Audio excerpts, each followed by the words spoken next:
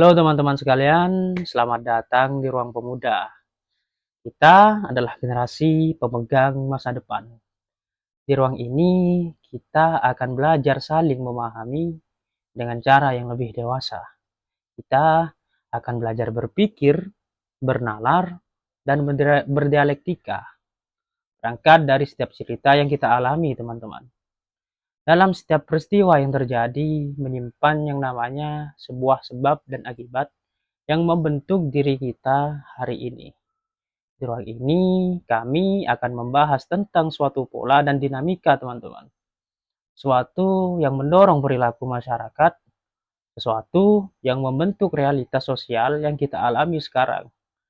Nah, pemahaman inilah yang akan menjadi dasar kami dalam bernarasi ke depannya. Di ruang ini, kita juga akan mempertanyakan hal-hal yang dekat dengan kehidupan sehari-hari, namun jarang yang benar-benar dibahas dengan jujur. Seperti, kenapa kita bertindak seperti itu? Apa yang sebenarnya kita cari? Apa penyebab dasar yang membuat kondisi seperti ini terus berulang?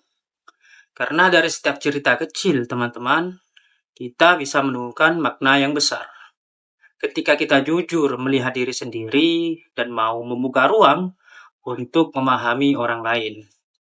Dengan begitu, kita bisa belajar menjadi manusia yang hadir dengan kesadaran penuh dan bisa membawa manfaat bagi sesama. Sekali lagi kami ucapkan selamat datang di Ruang Pemuda. Mari kita mulai perjalanan ini bersama-sama.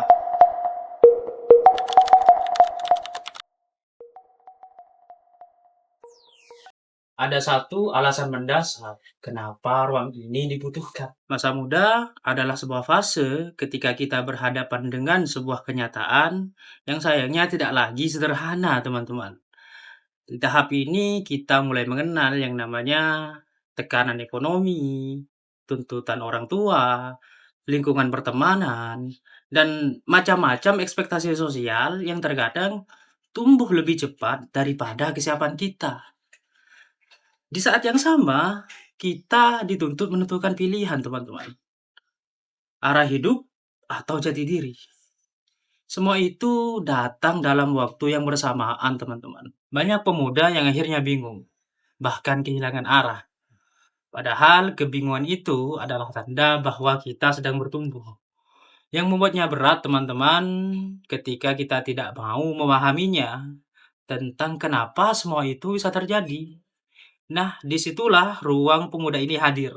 Dengan melihat sebuah pola, dengan mempelajari sebuah dinamika, dengan memahami hubungan sebab akibat yang terjadi di balik setiap peristiwa, akan membuat kita menjadi lebih matang dalam mengambil keputusan.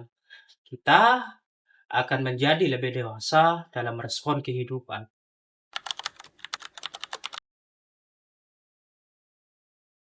Dalam esensi kehidupan, pemuda itu adalah fondasi peradaban. Sebenarnya yang kita bicarakan bukan sekedar usia, teman-teman, melainkan sebuah fase di mana seseorang mulai mencari arah dalam hidupnya. Ada yang sedang bergulat dengan sebuah pencarian jati diri. Tahap ini memang tidak mudah, bahkan terasa berat untuk sekedar dijelaskan dengan kata-kata. Ada yang mencari lingkungan yang cocok dengan karakternya. Yang ini biasanya seringkali lebih banyak mengamati daripada berbicara. Ada yang mencoba hal baru seperti pekerjaan misalnya. Karena diam terlalu lama justru terasa menakutkan. Sebuah kegelisahan akan muncul dalam bentuk rasa bersalah. Pada akhirnya hidup menuntutnya berjalan. Dan ada juga sebenarnya yang tidak menginginkan apa-apa, teman-teman. Selain hanya ingin didengar. Yang ini seringkali tidak terlihat, tapi jumlahnya tidak sedikit. Nah, dari sinilah proses pembentukan itu dimulai. Dan sebab itu yang membuat sosok pemuda ini menarik untuk kita bahas. Pemuda itu adalah cermin perubahan. Melalui pemuda, kita bisa melihat arah sebuah zaman. Melalui pemuda, kita bisa menebak gambaran bagaimana sebuah masyarakat akan berjalan di masa depan. Namun kalau diamati lebih dalam, pemuda itu tidak selalu tentang figur yang karismatik, atau yang paling lantang bersuara dalam sebuah forum misalnya. Tidak, teman. Tidak semenuntut itu. Menjadi pemuda bukan persoalan memenuhi sebuah citra ideal tertentu. Tapi satu hal yang pasti, pemuda itu selalu membawa energi. Energi yang hadir dalam berbagai bentuk seperti perspektif atau sudut pandang, yang bisa menjadi bahan bakar bagi lahirnya gagasan-gagasan baru. Kepekaan yang membuat kita mampu melihat sebuah celah ketidakbecusan sebagai pintu menuju perbaikan. Rasa penasaran yang membuat kita berani mempertanyakan hal-hal yang selama ini dianggap biasa oleh masyarakat. Dalam kenyataannya sendiri, masyarakat sering menilai kelompok pemuda sebagai sosok yang sedang mencari tempat atau validasi. Di rumah misalnya, pemuda ini belum sepenuhnya dianggap matang. Di lingkungan, pemuda itu dilihat sebagai unsur yang tidak penting. Dalam pekerjaan misalnya, pemuda itu belum bisa dianggap ahli. Pemuda berada di tengah-tengah, teman-teman. Di fase rapuh, tapi sekaligus penuh potensi. Apapun bisa terjadi pada mereka. Kalau boleh sedikit berfilosofi, pemuda itu adalah sosok yang sedang ditempa oleh kenyataan hidup. Di tahap ini, pemuda seringkali belajar memahami hidup, teman-teman.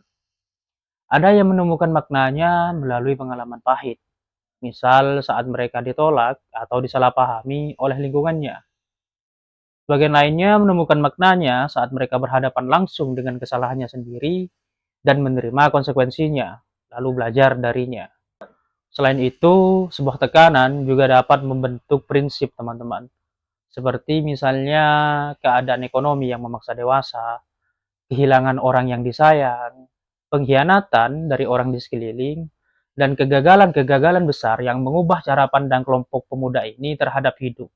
Namun di balik seluruh proses itu, ada satu hal yang sering terabaikan, padahal sangat menentukan arah pertumbuhan seorang pemuda, yaitu sebuah wadah.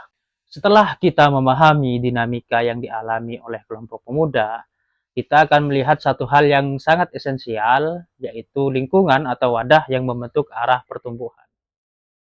Di lingkungan, teman-teman, yang pada akhirnya bekerja layaknya sebuah peta, di mana setiap perjalanan memiliki petanya masing-masing, teman-teman. Dan peta perjalanan itu terbagi menjadi 4 penjuru yang akan menopang ruang bertumbuh ini.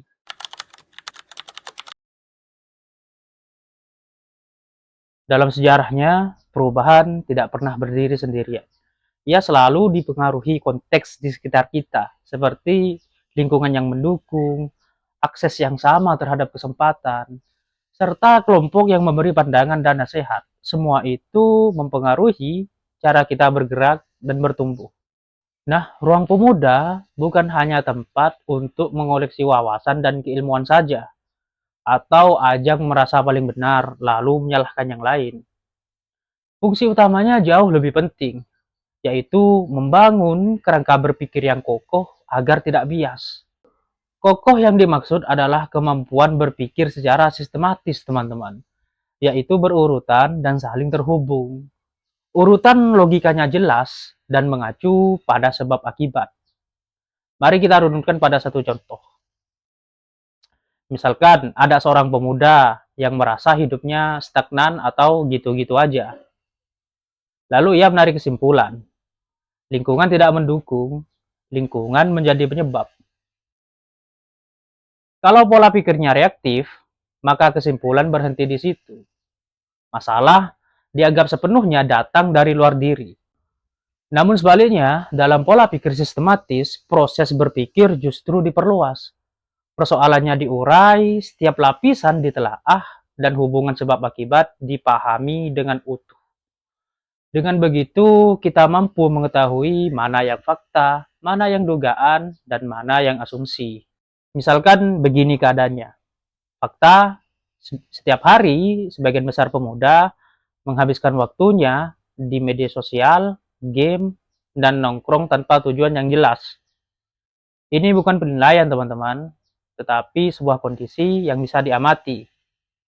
Lalu muncul sebuah dugaan. Lingkungan pertemanan mungkin ikut mempengaruhi perilaku tersebut.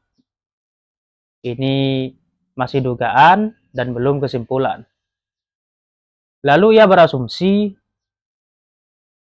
kalau pindah lingkungan, maka hidup otomatis akan berubah. Nah, asumsi seperti ini seringkali diterima tanpa diuji relevansinya. Meski dalam kenyataannya, hal semacam ini cukup opsional. Artinya bisa dijadikan sebuah pilihan, teman-teman. Dari sini, kita pahami hubungan sebab dan akibatnya. Kalau waktu tidak dikelola dengan benar, maka kapasitas dan kemampuan diri tidak akan berkembang. Ketika kemampuan dan kapasitas diri tidak berkembang, maka hasilnya pilihan hidup dan peluang akan semakin sedikit dan terbatas. Dari rangkaian ini, kita bisa simpulkan bahwa keadaan stagnan atau keadaan yang gitu-gitu aja tidak muncul secara tiba-tiba, teman-teman. Dan bukan semata-mata akibat lingkungan saja. Ia adalah konsekuensi logis dari pola hidup yang terus berulang, tapi tidak disadari. Lingkungan memang bisa memperkuat sekaligus melemahkan sebuah kebiasaan, teman-teman. Namun, tanpa pengelolaan diri yang benar, perpindahan lingkungan hanya akan memindahkan masalah dan bukan menyelesaikannya. Yang kedua, bisa mengenali bias. Menyadari bahwa cara berpikir masyarakat tidak pernah benar-benar netral. Bias adalah sebuah pola pikir yang memiliki kecenderungan memilih jalan pintas, teman-teman. Ia muncul dari pengalaman pribadi seperti emosi, kepentingan, dan identitas kelompok. Bias bukan berarti selalu salah, teman-teman. Tapi akan sangat berbahaya jika tidak disadari. Misalkan contoh, ada sebuah kejadian, satu hal nih. Lalu ada banyak yang menanggapi begini dan begitu. Apakah benar? Nah, di titik inilah bias itu bekerja, teman-teman. Yang terjadi sebenarnya bukan verifikasi fakta, tapi validasi sosial. Kebenaran digeser dari apa yang terjadi menjadi berapa banyak orang yang dugaannya sama. Yang viral bukan yang paling akurat, tapi justru yang paling banyak sorotannya, yang sama persepsinya, dan pada akhirnya membentuk kesimpulan yang mentah. Nah, dengan memahami kedua pola ini, proses perubahan akan berdiri di atas pemahaman yang matang dan bertanggung jawab.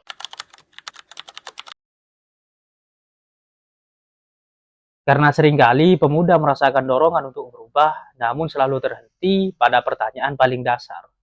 Seperti dari mana harus memulai, siapa yang membimbing, dan bagaimana menghadapi penilaian dari masyarakat. Kebingungan awal seperti ini kerap kali membuat niat perubahan menguap sebelum sempat diwujudkan. Pada akhirnya, niat itu muncul di pikiran dalam bentuk angan-angan. Mengutip Thanos dalam Avengers Infinity War, dia berucap, "The hardest choice require the strongest will." Pilihan sulit membutuhkan tekad yang kuat. Namun tekad saja tidak cukup bagus, teman-teman. Proses perubahan bukan hanya sekedar reaksi spontan atau dorongan emosional sesaat. Ia memerlukan sistem pendamping dan teman seperjalanan yang saling terkoneksi agar bisa saling memahami satu sama lain, melatih kepekaan, dan sama-sama memperbaiki cara pandang terhadap hidup.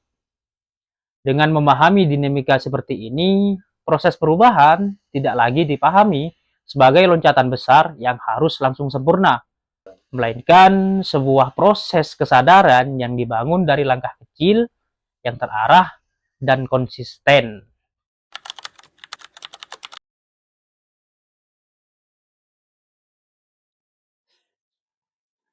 Perubahan bukan hanya sekedar proses yang melibatkan jasmani dan rohani saja.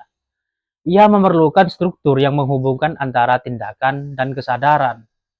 Tanpa struktur itu, proses perubahan hanya akan terhenti sebagai wacana, alih-alih sebagai transformasi yang utuh. Nah, untuk menjawab permasalahan tersebut, maka dibangunlah sebuah konsep wadah yang meliputi ruang bertumbuh berbasis kolaborasi, tempat kelompok pemuda belajar berkreasi, berdialog, dan menguji gagasan-gagasan mereka secara bebas, namun tetap membangun. Kebiasaan ini akan menumbuhkan keberanian berpikir dan menguji sudut pandang dengan fakta dan logika. Platform penguat identitas. Melalui kegiatan pengembangan diri seperti peningkatan literasi dan kreativitas individu, setiap pemuda dapat melatih ekspresi diri sekaligus meningkatkan kapasitas dan kepekaan mereka terhadap sebuah isu di sekitarnya yang nanti akan dituangkan dalam bentuk konten media sosial. Ekosistem pendamping yang berkelanjutan. Kelompok pemuda tidak berjalan sendiri. Dalam ekosistem ini, sebuah diskusi berfungsi sebagai mekanisme yang saling menguatkan dan mengoreksi dalam membedah suatu sudut pandang, sehingga sebuah pemahaman tidak terbentuk hanya dari sekedar asumsi saja, melainkan dari sebuah proses berpikir yang diuji bersama. Hal semacam ini penting dimiliki untuk menjaga konsistensi sekaligus membangun kepercayaan diri dalam sebuah proses perubahan. Lingkungan suportif yang mendukung perkembangan berpikir dan karakter, mengedepankan budaya saling menghormati, keberanian untuk mencoba, ruang aman untuk gagal, lalu memperbaiki diri, serta membiasakan diri mengevaluasi sebuah pemahaman sebelum dianggap benar. Dengan fondasi semacam ini, setiap pemuda memiliki pemahaman yang akan menuntun kesadaran mereka menjadi tindakan yang nyata.